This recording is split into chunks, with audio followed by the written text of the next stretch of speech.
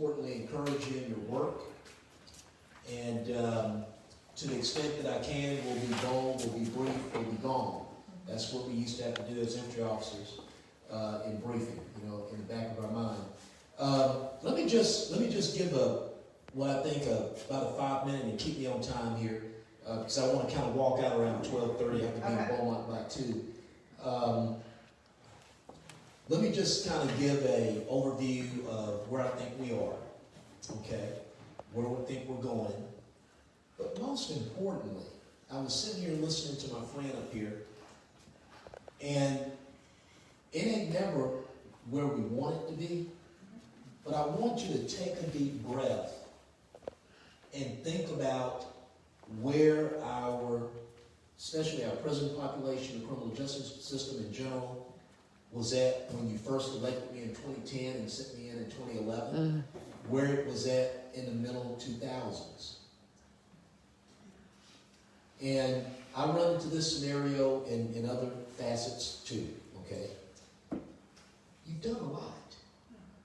You've got a lot accomplished. And you know, sometimes, and I know it's not to say that you will be satisfied. I'm not telling you to be satisfied or content, but to take a deep breath and think. Let me just on my end. When I got to the legislature, and I didn't ask to be on the corrections committee.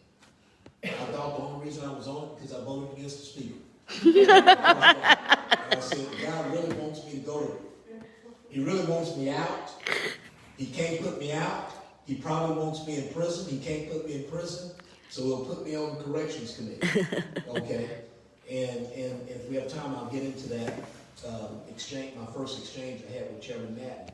But I believe we were at 155K, 155, 154, for whatever reason. And if you've had the experiences that I've had as a football coach and a basketball coach, a win is a win. So for whatever reason you want to chalk it up to, it's about 122, 123. Okay? I absolutely shock members when I tell them 2/3 of the Texans or people that are under TDCJ's supervision are actually walking around in our communities. They're in our church. They're either on probation or parole. 1/3 or less, I think it's even less, far less than that, are actually locked up. All right? Think about this, and we still get these Facebook posts.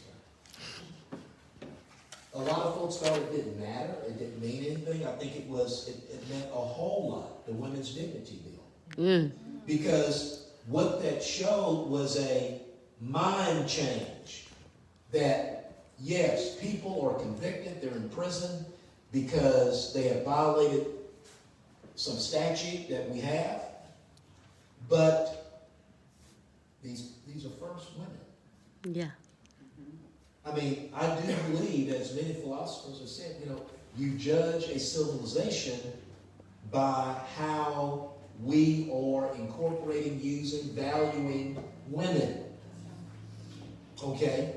So folks, so TDCJ was probably doing some of that stuff. All that was stuff that was common sense. Maybe so, maybe not. I get your letters. Maybe TDCJ was not doing those things. Okay? They say they do a lot of things, and maybe they're not happening. I know what that's about. I've worked in other big bureaucracies like school districts and the Army. You have great, beautiful rules and regulations, and then you have people. Okay? Think about that. So, think about the number of bills that would be filed on, quote unquote, tough on crime years before I was elected, and look at the bills that we hear in corrections now. Yeah. So what I'm telling you, I know your work. I know your knees are calloused. I know you're frustrated. I know you know they could just do this. I hear all I know the frustration. I understand your frustration. You don't seem like you're getting to point 10, where you want to be. It seems like you're always on one. I don't think that's it. I think you're winning. Now, are you winning fast enough? That's for you to evaluate. It's not for me to say yes or no. Okay? Is it a win like you want it to be? So, 10 years ago, I would not have wanted a virus to facilitate prison closures, more prison closures. Think about that. Since I've been elected, and I was sitting down with Ron Collier yesterday, and I counted. Since I've been elected, we have closed and or shuttered a unit every year I've been elected. Yeah. That doesn't happen by a roll of the dice.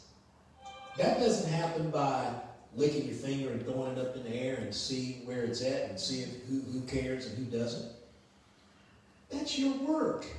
That's the fruit of your work. And so we shouldn't just walk around all the time.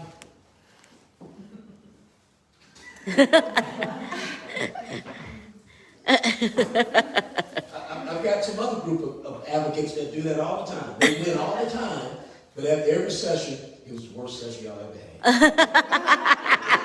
You know the ones I'm talking about. The worst session you ever had. All y'all need to go. Okay? So, think about that. Now, we have some data points that are disturbing. I'm very disturbed by the increase in the female population, particularly among rural women. We know what's driving that. Okay? All right? We know we have the issue with the general conditions. And I think we're going to have some things on the table. All right? But as I told Charlene one day, she called me for an interview. Late Saturday night or late Saturday evening or Friday. No, I mean, it's important for me to tell you what you need to know, what I think you need to know, and not what I just want to tell you to hear. Obviously, I've been in and out of these units. Okay? And no, I'm not going to do some type of navel gazing and say, if someone from the press calls me and says, what is the temperature in the legislature of coming up with 500 million, 700 million, a billion, whatever it is, air-conditioned all units? Hey, we're for that right now. I'm not going to play those type of games. And let me tell you why. Because there are real people sitting in hot cells in the summer. Yes. And this is not a game. This is not something where advocates and legislators can get another notch that I did something and you really didn't do anything. I think I've got some ideas on that issue. I know that's on the agenda. I think I've got some ideas on that issue. Okay? I think I've got some ideas on it. Okay? I think there are ways to build other facilities that are newer, or new rather, okay, not newer, but new, that are 21st century units, okay, that have all the technology things that we need in order to help our people rehabilitate and re-entry back into free society. Yes. All right. For sure. And have some of the other things, okay. And there may be a way to do it without, we don't want to get back to what we were doing in the 90s, where we were building darn near a prison every month. That's another commercial there. I mean, what were people thinking in the 90s when they were building prison after prison every month in some of the hottest parts of the state with no air conditioning? Well, what was that about? That was my first question. My first question wasn't, where's the money to go fix it? My first question was, who even made that decision? What were they even thinking? Okay, that's behind us. We got to move forward. Okay? So I think there's some techniques out there where we can probably get some folks to come up with some ideas, and probably design them where we won't need, we can be more efficient with our workforce, because we're about 5,000 down. We won't have to come and ask the taxpayers for $2 billion to build. No, we don't have to do that. Okay? I think I've got some ideas to do it. We've got to study it, but we just don't want to study, right? We want to execute, okay? Because you come to my office in Austin, you look on the shelves, you've been to the office, lots of black binders. Mm-hmm. Those are all studies. Right. Lowering taxes, reducing prison population, improving school. We got lots of black binders of studies. Okay, and usually that's where they stay, on the shelf, okay? So there are some techniques that we can have where we can say, the Darrington unit, what is it, 106, 120 years old? Yes. $70 million in deferred maintenance. Not ongoing maintenance you have to do every day, deferred maintenance. Where we say, why don't we just shutter that? No, not shutter it. Not just close it. Destroy it. Okay. And let's get something else that's energy efficient, that's humane, that gets people in a position where they come out not as an animal. And I'm all for being tough. I'm a football coach. I coached soccer here, and I think for a while, basketball coach. I did Army. I know about being tough, but it's got to be constructive. Mm-hmm. Okay, and I think we got some ideas, but we got to look at it, and we got to make sure we're not getting into a situation where we're doing unnecessary expansion. So it's at least a 1-for-1, if not a 1-for-2 or 3. All right, okay, all right. So I wanted to definitely stop by and tell you, thank you. You're winning. I know you're not winning as fast as you want. I know you're not winning like you want, like slam dunk on every play, every possession down court. But you're winning. A lot of the data points are going, a lot of them, not all of them, in your direction. Okay? And I think if we start taking ownership of some of these successes, it'll encourage us more and not just beat us down, okay, so much. I mean, just think about it. When you sit down with the prison director today versus 20 years ago, the discussions a legislator has today, we got to get them off conversations and into action, right? But the conversations we have today about hot trays, having these carts of hot trays. And when I heard that the first time, the thing I thought was, are we just going to do that now? Yeah. And we're manufacturing in the TTC. We've been doing that decades ago. Yeah. Okay? All right. So it's those types of discussions that we're having. Okay? And not to be critical and instructive, but the Board of Pardons and Paroles, yes, a bunch of law enforcement officers. Yeah. Okay. But let me tell you,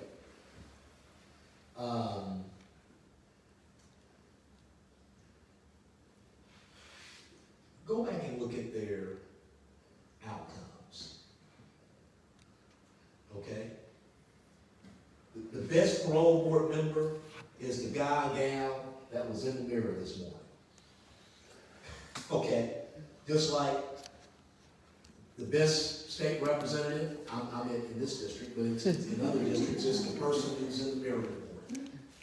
Okay?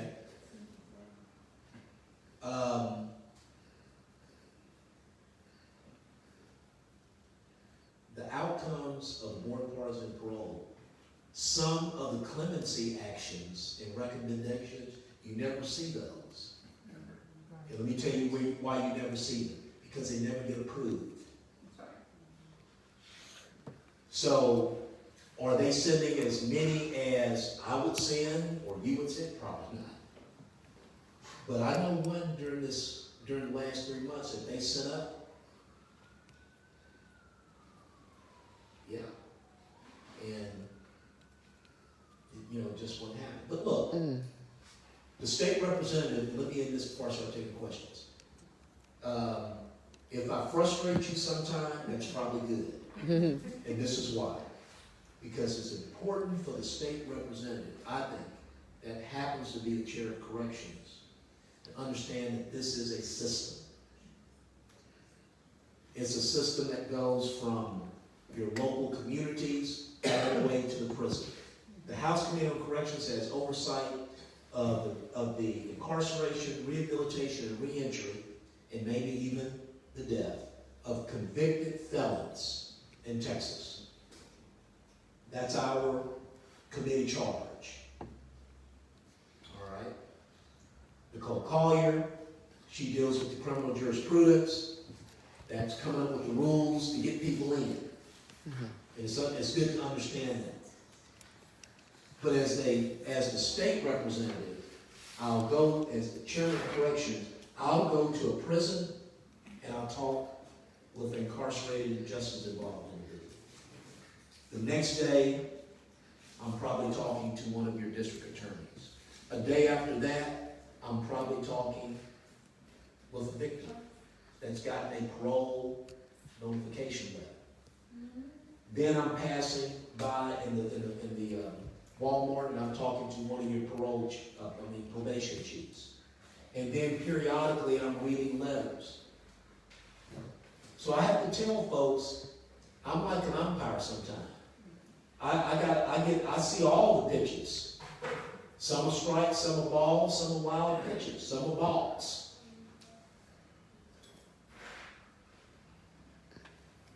And it's important for that chair not to get lean or co-opted. I have to tell some of my DA friends, no, it's going to be like this. I have to do that sometimes. Sometimes I tell activists, no, we came with them now. Okay? So continue to be an activist. I want you to continue. Let me be the bad guy. Okay? And you can stay mad at me at times. But I want to encourage you to leave here today, wherever you're from, go visit that member of the legislature. Yes. Please visit some state senators. Please visit some state senators. Please visit some state senators. Yes. Okay?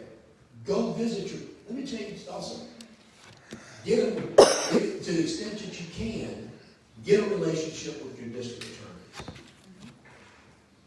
Because I have to tell folks, I don't send anybody to TDCJ. Yeah. Your local communities, maybe with juries and grand juries, they do all of that.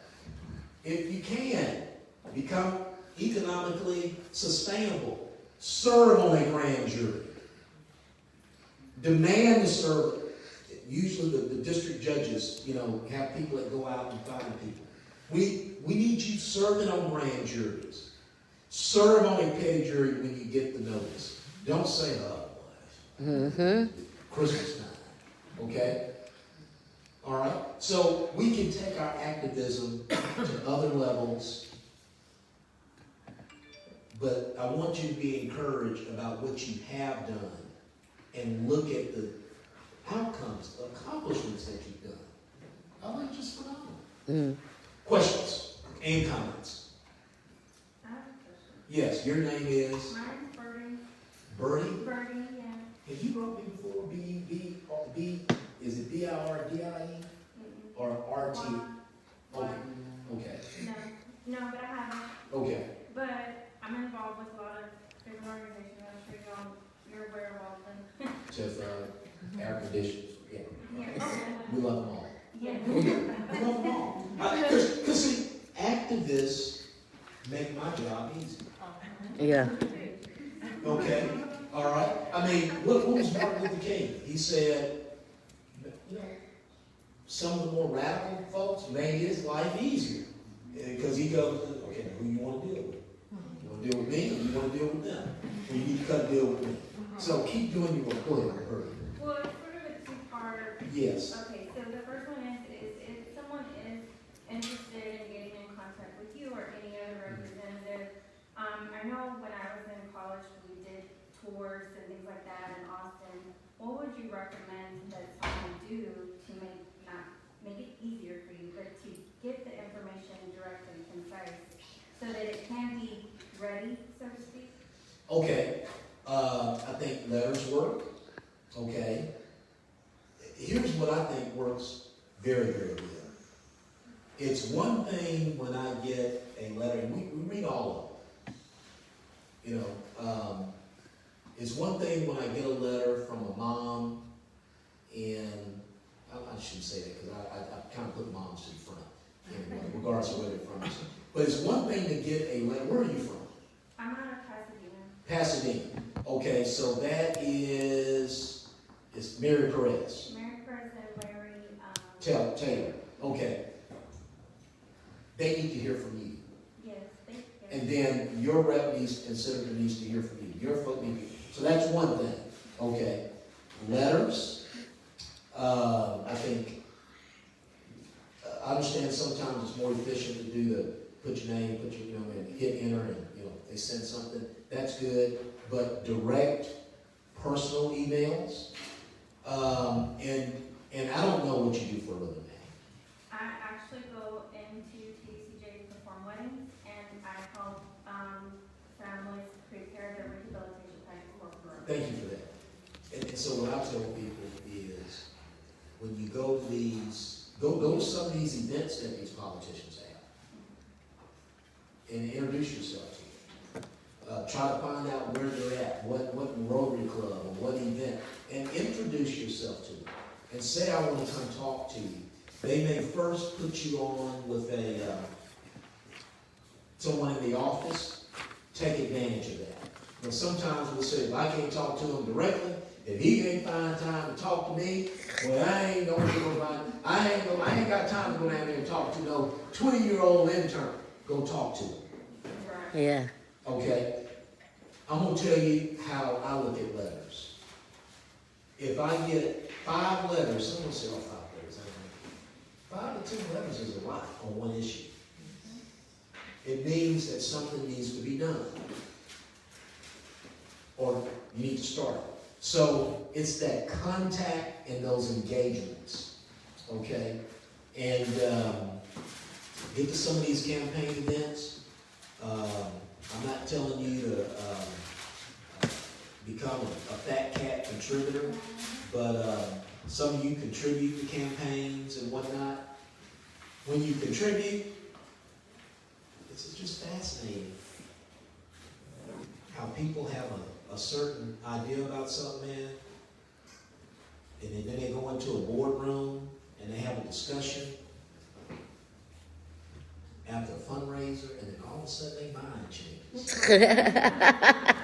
It's just, so on all your boards and your foundations and whatnot, when these people come in, get a commitment.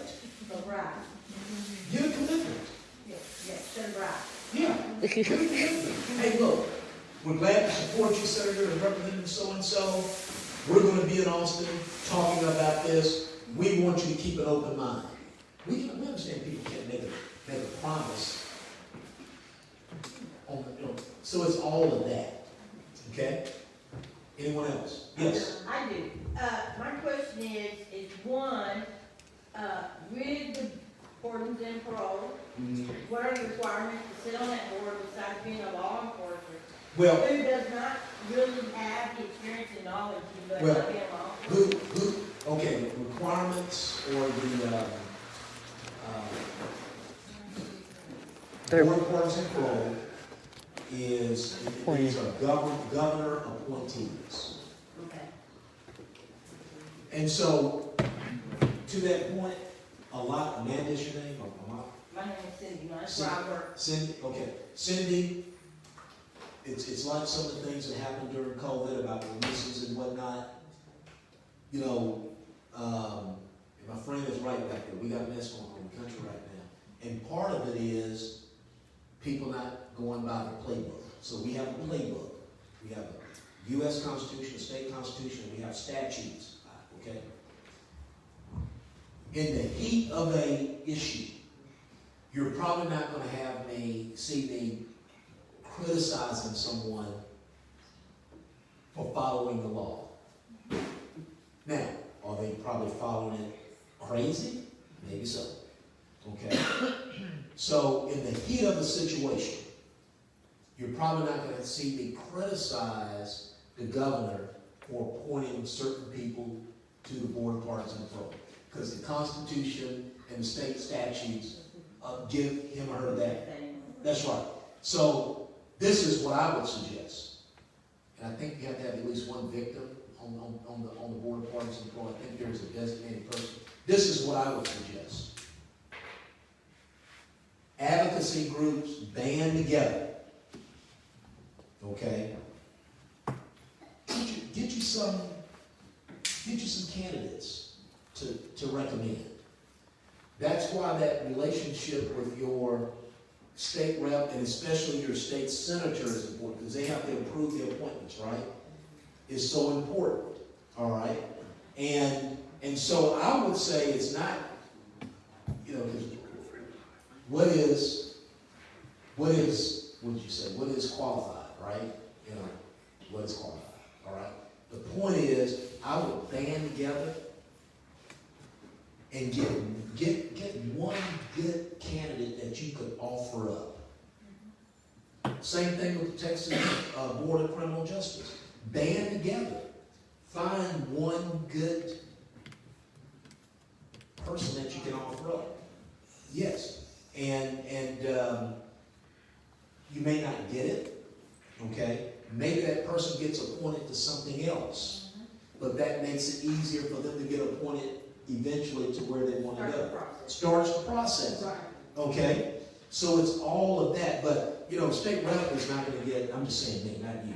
I'm not going to get overly upset because, oh my God, the governor appointed someone. Oh man, why he appoint that person? Well, Constitution gave him that one. Okay, if you don't like it, you can change it, okay? But that's the process. So I would encourage y'all to do that. Really quick, probably got 2 minutes. I'll take a little bit more, and if she allows it, yeah. My name is Lavina. Lavina, beautiful name. Thank you. And I emailed you and you actually responded to me. We tried to. Yeah. What can citizens do, like in the midst of a pandemic, to create changes that are needed so that more people that are incarcerated are not subject to Well, understand this. A lot of the stuff, dovetailing to her, a lot of the stuff that you're advocating for, I'm not saying it's bad or good, it's just what you're advocating for. It involves so many interests. That's another thing about this criminal justice thing. There's so many interests. You've got the local interests with the judges, the probation, the DAs. Yes. I know I'm missing somebody. The law enforcement. They're like, okay. Yeah. Okay. Then you have Victims. thank you. You have the victims. You have so many interests. So what you're primarily concerned about is navigating those interests.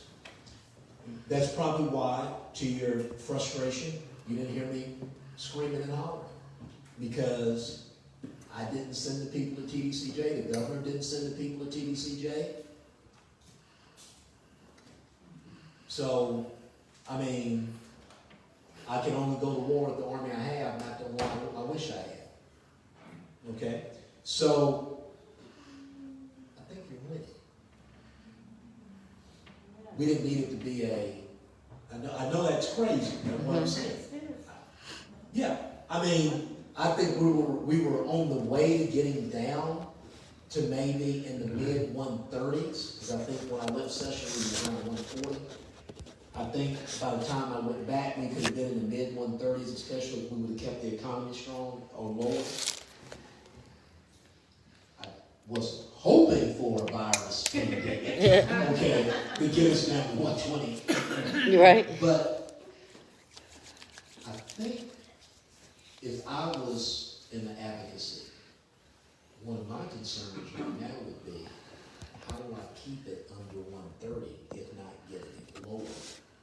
because probably everything that has happened is probably baked in, okay? I'm getting great reports from other advocacy groups and from the department itself about how the family groups and advocacy groups have been, I think every other week you're on a call. Yes. Okay, I'm getting very good reports about that, and thank y'all for being understandable. I've been one to, I was the one that told Brian recently, about a month and a half ago, I was hesitant about opening visitation because I saw the spike coming. And for the obvious reasons, a lot of our family members are coming from the areas with the spike. Yeah. So I wanted them to stay, safe where they are. I didn't want them coming, okay? And we just need to come up with some other ideas. I kind of pressed Brian. It's holiday season. Can we come up with some other ways to facilitate some type of visitation or engagement? Okay, on video or phone or whatever.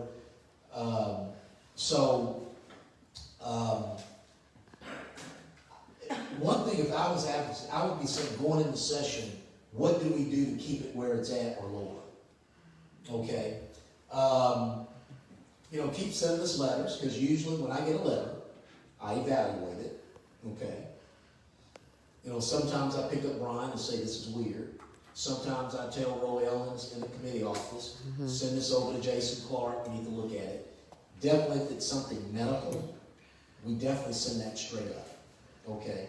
Because that gets us into something else, something dealing with PREA, Prison Rape Elimination Act. We send that straight up to the PREA advocate.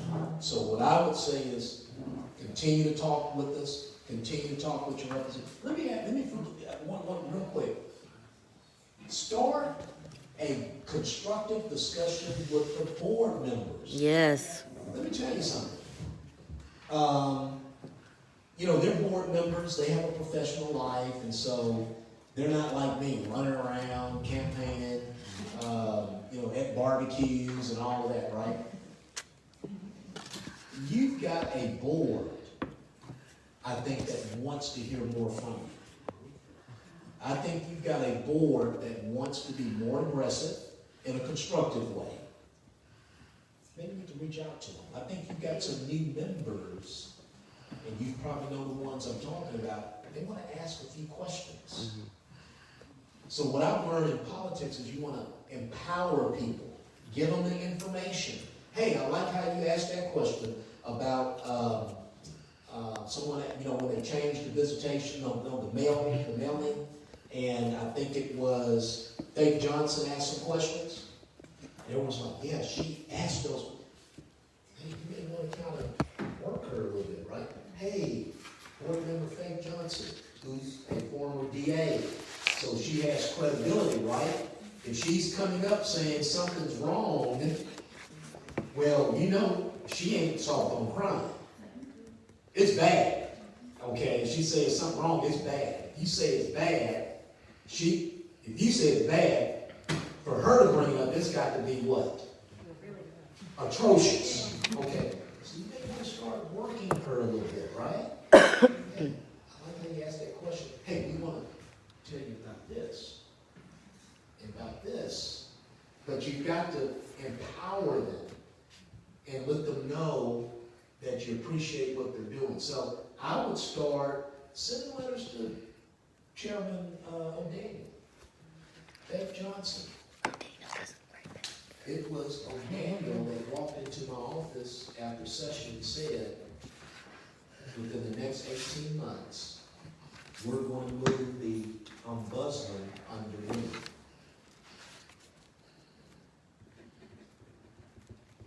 And the ombudsman will report to me now and not to the department. He walked in my office and said that. He called me up and said, we're going to find a way, to the extent that we can.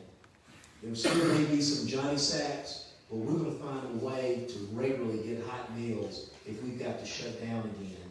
And maybe we can use that process when we do those security shutdowns. He came to me and said that. And there are a whole lot of stuff you wanted to do that's gonna cost money. Okay, Good. all right. So don't underestimate these appointees. That's what I'm telling you. Don't underestimate the objectiveness of these board members on the BPP. You'll be surprised some of the clemency actions they send to the governor. Last one, and I gotta go. I mean, they keep doing that. Okay. The barbecue fumes. This is a bad. I was gonna ask a question, but Yes. I've Go ahead. had difficulty reaching the board of parties. Yes, I was, Chairman I O'Daniel. tried to contact the members of the BPP to discuss budget issues, Okay. and I couldn't get an email address. Okay, so what I would do, because this is what you do as a committee chair, this is what you do as a board chair, you try to protect your members. Okay, you try to protect your members, right? So I would suggest on issues about your tax dollars, David Gutierrez. Okay. Do you have an email address? I couldn't for him? get- I can find one. I Okay, can find one. thank you. But I think if you type David Gutierrez, I think he even has a Twitter page. But I think if you type, which is really dangerous. I mean, I know. It's great. But I think Timothy McDonald, he's like the chief of staff or the chief of tech staff. Get with me. I've got an email. Okay, for him. all right. But I think any mailing to him, David Gutierrez, I think that's on Shoal Creek. I think that's where it is. I think it gets to it. Okay. Okay. And one thing about David, you may not get the answer, always get the answer that you want. He gonna give you the answer. You may not get the one you want, so be ready. But, and I will tell you, and this is just between you and I, you know, some of the clemency actions that they have sent up to the governor's office, it has startled some people. Yes. See, there are a lot of things that, you know, I look at, I read your letters, I read your Twitter posts. I read all of it, okay. And we don't respond to a lot of it because I think some people need to hear you. I think you are. Remember that bill that we thought we lost on the folks that are in prison, and we think they were in prison they were victims of human trafficking. Oh, yeah, yeah. And domestic abuse. And we worked that bill. I think Synfronia Thompson had that bill. We worked it. We had a thumbs up from the governor's office. We shot that bill out of my committee. We got it to the floor. We shot it over to the Senate. Shot it out over to the governor's office. I think initially, I don't know if initially the governor signed it, but it was vetoed. Yeah, it was vetoed. And everybody was shocked. It was David Gutierrez that went to the governor's office and said, look here, I think we can do this over at the board. We can come up with a process. We can dive into this, and we can send, if they're worthy of clemency, we'll send it to you. And the governor signed off on it. David Gutierrez kept the fight up on that. We just went home as legislators. He's the one that kept the fight up on that. Okay? So, these folks have a job to do. Okay? Everybody works for somebody. Okay? So they kind of work for the government. Okay? All right? I work for the people in my district, right? I don't tell my people in my district, I'm just going to do what I'm going to do. Leave me alone. They can't do that to the government. Okay? All right. But you would be surprised what they do, even when we fail in the legislature. All right, I think I need to go. I don't need to be between you and me.